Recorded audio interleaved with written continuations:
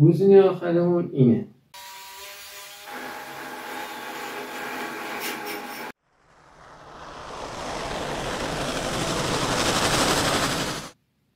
سلام به روی ماهتون، به چشمون سیاهتون. امروز میخوایم از فاز ماشین ساختن تو این ویدیو دور بشیم، یه چیز جدید بسازیم.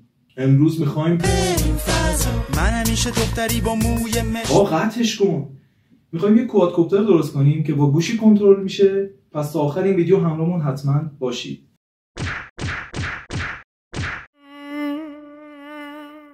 تو مرحله اول اصلا باید میفهمیدیم که آقا یک کوادکوپتر چجوری کار میکنه، به چیا نیاز داریم. برای همین کلی سرچ کردیم، کلی گشتیم، اصلا از چت جی پی تی هیچ نپرسیدیم کوادکوپتر چجوری کار میکنه. نمیدانم، اطلاعی ندارم. کوادکوپتری که میخوایم بسازیم شاسیش یا باید به صورت ضربدر باشه یا به علاوه. حالا ما به علاوه در نظر میگیریم و باید سر هر کدوم از اون به علاوه یه موتور بذاریم، ولی نباید همشون به یه سمت بچرخن.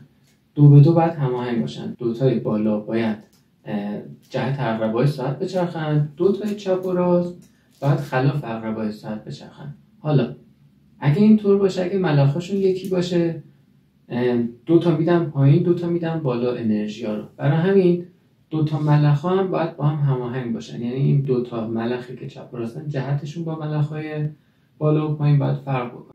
خب برای کوادکوپترمون از این آرمیچرهای معمولی قرار نیست استفاده کنیم، چون هم وزنشون زیاده، همین که تعداد چرخششون در دقیقه خیلی کمه نسبتاً. پس قراره از این آرمیچرهای کورلس استفاده کنیم که هم خیلی سبکترن، جمع جورترن و اینکه تعداد دورشون در دقیقه خیلی بالاتره. بریم که تستشون رو ببینیم.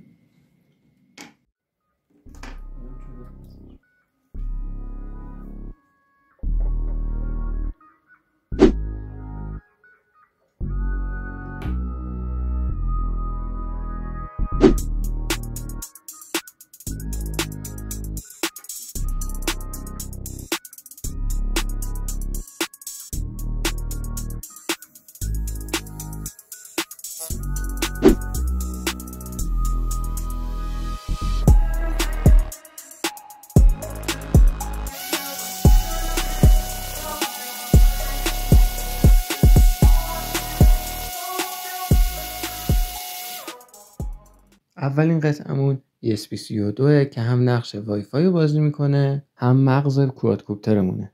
دو تا درایور موتور هم داریم برای اینکه بتونیم قدرت موتورامون رو کنترل کنیم. یه ژیروسکوپ داریم که بتونیم تعادل کوادکوپتر رو حفظ کنیم. یه باک بوستر 3.3 ولت که بتونیم برق ESP مون رو تامین کنیم. در آخر یه باتری مناسب که مخصوص کوادکوپتره. چون وزن کوادکوپترمون برامون خیلی مهمه، حتی 1 گرمش، ما قراره چند تا شاسی براش درست کنیم، ببینیم کدوم سبک‌تره که از اون استفاده کنیم. اولیش با استفاده از چند تا چوب بستنیه،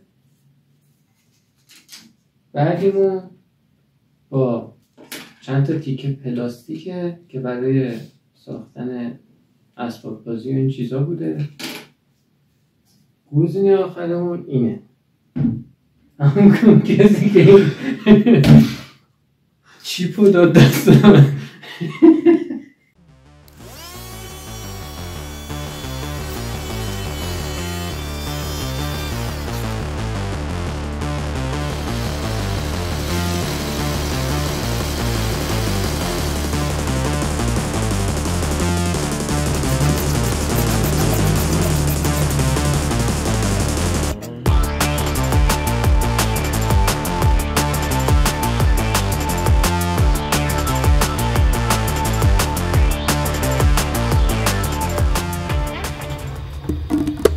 آهنگ تریاک، آهنگ سیخ و سنگ، تقدیم به برای بچه کانال.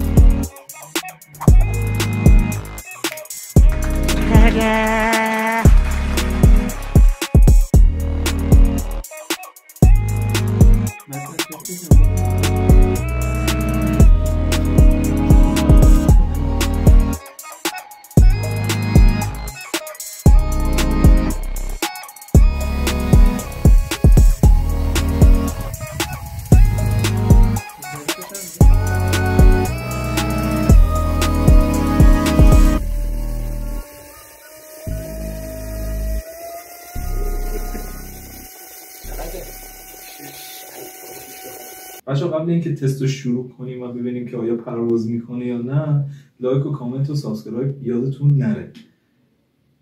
بریم بریم. یا پشما. بریم دوباره. بریم.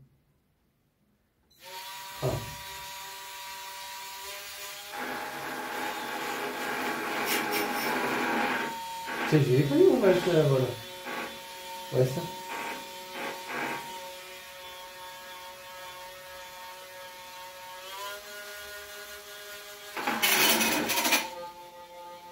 نه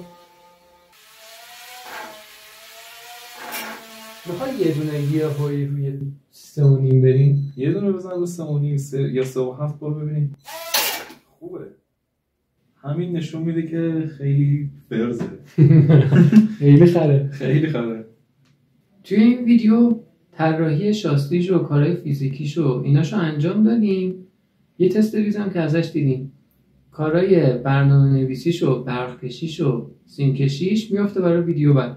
سابسکرایب کنید اگه خوشتون اومد، لایک کنید، زنگوله رو بزنید که قسمت بعد گذاشتیم حتما مطلع بشین. بوس.